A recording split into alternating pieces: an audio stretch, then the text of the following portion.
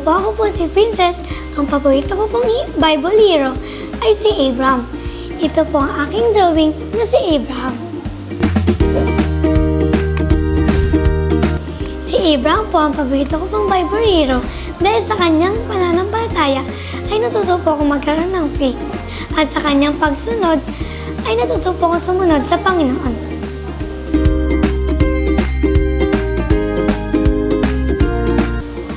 Ang paborito ko pong kwento ni Abraham ay tungkol sa inoffer na po ang kanyang anak na si Isaac.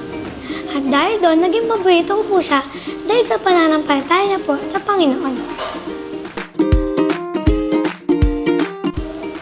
Ang natutunan ko po kay Abraham ay magtiwala sa Diyos dahil siya ang magbibigay ng pangangailangan sa pang-araw-araw at gabay. Ang kwento na ito mula kay Abraham na nagtuturo din kay Jesus. Katulad ni Abraham na binigay niya ang kanyang isang anak na si Isaac na walang pag-aalinlangan. Kaparehas din sa Panginoon na ibinigay niya ang kanyang bugtong na anak na si Jesus Christ.